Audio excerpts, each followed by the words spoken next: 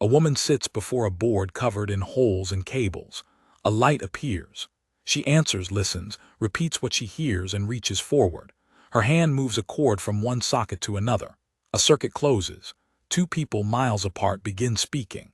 She has already turned to the next light. This happens hundreds of times each hour. Every telephone call in the city depends on her doing this correctly. The telephone exchange occupies a large room with high ceilings and rows of wooden chairs. Along one wall runs a vertical board covered in jacks, lights, and labels. The board is called a switchboard. It is segmented into sections, each representing a group of subscribers. Operators sit facing the board, close enough to reach any point without standing. The room is not silent, but it is controlled. Voices layer over one another without rising. There is no shouting, no confusion. Every operator is engaged in the same task at slightly different intervals. When a subscriber lifts the receiver in their home, a metal contact completes a circuit. This sends a small electrical signal to the exchange. At the switchboard, a light appears above the corresponding jack. The operator sees the light, plugs a cord into that jack, and presses a key that allows her to speak. She asks the subscriber which number they wish to reach. The subscriber tells her. She locates the second number on the board, plugs the other end of the cord into that jack, and rings the destination line. If someone answers, the connection is established. If not, she removes the cord and informs the caller. This is the entire system. Telephone calls do not travel directly between homes. There is no physical line connecting one household to another. Every call enters the exchange first, where it is routed by hand. The operator is not interpreting requests or making decisions beyond what the caller has stated. She is completing a circuit. The call exists because she acts as the switch. Without her, the wire carries nothing. The work continues without pause. One operator may handle a new call every 30 seconds during busy hours. A large exchange may employ dozens of operators working simultaneously. The board is divided so that each operator covers a specific section of the city. They do not leave their chairs except during breaks. The lights do not stop appearing. The system functions because the operators do not fall behind. Operators arrive at the exchange in shifts. They wear plain clothing, often dark dresses with white collars. Hair is pinned back. Jewelry is minimal. They take their positions at the board and adjust their headsets. The headset is metal and fabric, held in place by a band across the top of the head. One earpiece rests against the ear. A mouthpiece extends in front of the lips. The operator's hands remain free. Before the shift begins, the supervisor inspects the board. Cords are checked for fraying. Jacks are tested for resistance. Each operator is assigned a section of the board and does not switch unless instructed. The work begins when the first light appears. It does not end until the shift is over. The operator's posture is fixed. She sits upright close to the board. Her arms remain slightly bent, hands hovering near the cords. When a light appears, her hand moves without hesitation. She inserts the plug, listens, repeats the number back to confirm, and connects the second plug. If the line is busy, she informs the caller. If the number does not answer, she waits a defined interval and then disconnects. She does not speculate. She does not explain. She completes the action and waits for the next signal. Each cord is weighted and returns to a resting position when released. The board is angled so that all jacks are within arm's reach. Operators do not stand. They do not lean back. They maintain a consistent distance from the board throughout the shift. This posture is held for hours. Fatigue appears in the shoulders and wrists. The repetitive motion of reaching, plugging, and removing cords strains the same muscles continuously. The headset presses against the skull. The noise of layered voices, though quiet, is constant. Operators are trained to ignore discomfort. Speed and accuracy are monitored. Slowness is corrected. Errors are recorded. Breaks are scheduled and brief. Operators leave the board in rotation so that no section is left uncovered. They do not speak about the calls. Calls are not personal information. They are tasks. The operator returns to her seat and continues. Discipline is enforced quietly. Supervisors move between the rows, watching the board and listening to the operators. They do not interrupt unless there is an error. Errors include incorrect connections, delayed responses, unclear speech, or failure to disconnect a line when instructed. Each mistake is noted. Repeated mistakes result in reassignment or termination. Operators are trained to speak in a specific manner. The voice must be clear, even, and free of regional accent where possible. Phrases are standardized. Number, please. One moment. The line is busy. Variations are discouraged. The goal is uniformity. A caller should not be able to distinguish one operator from another by voice alone. Silence is expected when not speaking to a caller. Operators do not converse with one another during work. They do not hum, sigh, or react audibly to what they hear. Calls are private, even though the operator is present for every word. She is trained to forget what she hears. Discretion is absolute. Gossip about calls results in immediate dismissal. The speed of connection is measured. A call should be completed within seconds of the light appearing. Delays cause congestion. If too many lights appear at once, calls are answered in order, but the operator must not slow down. The system depends on rhythm. One slow operator affects the entire board. Mistakes have consequences beyond the exchange. A wrong connection may result in a missed business transaction, a delayed emergency response, or simple confusion. Operators are told that accuracy is not optional. They are the only mechanism preventing failure. If they fail, communication fails. Telephone companies publish standards.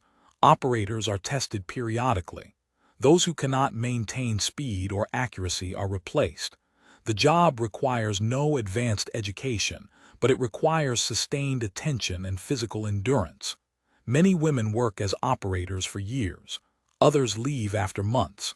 The turnover is constant, but the positions are always filled. As more households acquire telephones, the volume of calls increases. Exchanges expand. New sections are added to the switchboard. More operators are hired. The room grows louder, though the tone remains controlled. Shifts lengthen. Some exchanges operate continuously, with operators working in rotation around the clock. The board becomes more complex. Long-distance calls require coordination between multiple exchanges. An operator in one city connects to an operator in another, who then completes the connection. The first operator remains on the line until the second operator confirms the connection. This adds time. It also adds potential points of failure. A miscommunication between operators can result in a dropped call or an incorrect route. Telephone companies attempt to increase efficiency. Operators are trained to handle more calls per hour. Supervisors implement stricter monitoring. The quiet in the room becomes more deliberate. Any interruption is eliminated. Breaks are shortened. The expectation is not comfort. The expectation is continuous function. Some exchanges install signal lights that indicate when an operator is falling behind. If too many lights remain lit for too long, a supervisor intervenes. The operator may be reassigned to a quieter section or removed from the board entirely. The system cannot tolerate slowness. The growth of the network does not slow. More telephones mean more calls. More calls mean more operators. Buildings that house exchanges grow larger. In major cities, hundreds of operators work in a single room. The scale is visible, but the work remains the same. Each operator handles one call at a time. The system is entirely human. Telephone companies begin testing alternatives. Automatic switches are discussed. Machines that could complete connections without human intervention are proposed. The technology exists, but it is expensive and not yet reliable. For now, the operators remain essential. The system cannot function without them. The first automatic exchanges are installed in smaller cities. The technology uses rotary dials and electromechanical switches. A caller dials a number directly. The machine interprets the pulses and routes the call without human input. The process is slower than a skilled operator, but it does not require wages, breaks, or supervision. Telephone companies observe the results. Automatic systems are less flexible. They cannot handle complex requests or provide assistance. They do not recognize emergencies, but they do not make errors due to fatigue. They do not require training. They operate continuously without rest. The decision to replace operators is economic. A manual exchange requires dozens of employees working in shifts. An automatic exchange requires maintenance, but no operators. The cost difference is significant. Telephone companies begin converting exchanges in stages. Rural areas are converted first. Urban centers follow. Operators are not informed in advance. Conversion happens exchange by exchange. When an exchange is scheduled for automation, operators are reassigned to other locations or dismissed. Some are retrained for administrative roles. Most are not. The profession does not disappear all at once. It shrinks. The machines do not replicate the operator's efficiency. Early automatic systems are prone to failure. Calls take longer to connect. Subscribers complain, but the companies do not reverse course. The machines improve. The operators do not return.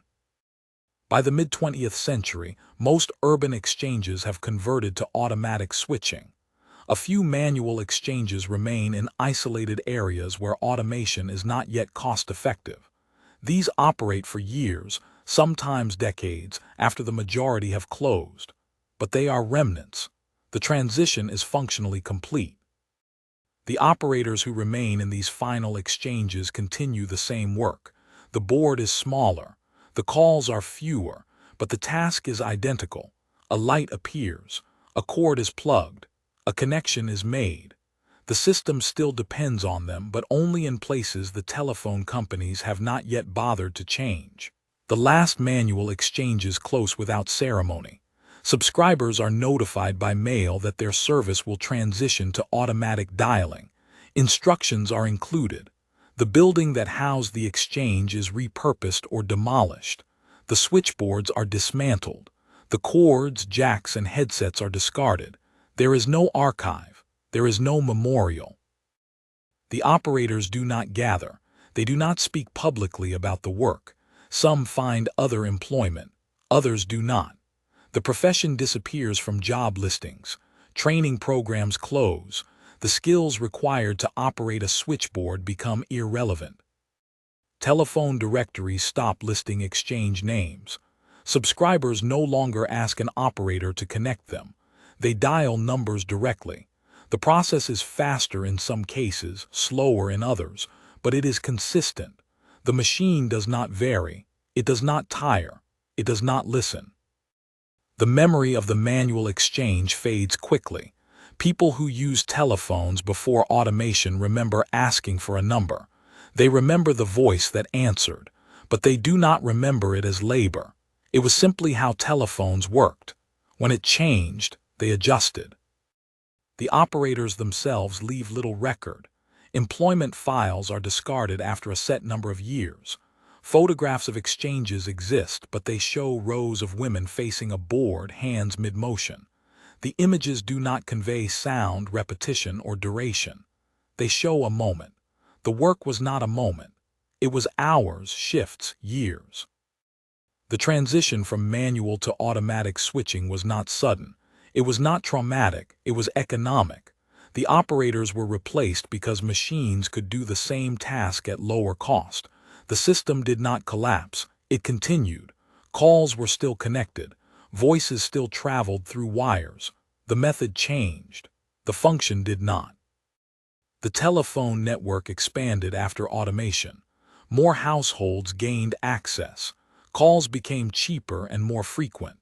The infrastructure that the operators had maintained by hand became the foundation for a larger system. Their work made the network possible. The network outgrew the need for them. The calls kept going. The wires still carried voices. The connections still closed. The operators were gone, but the system did not notice.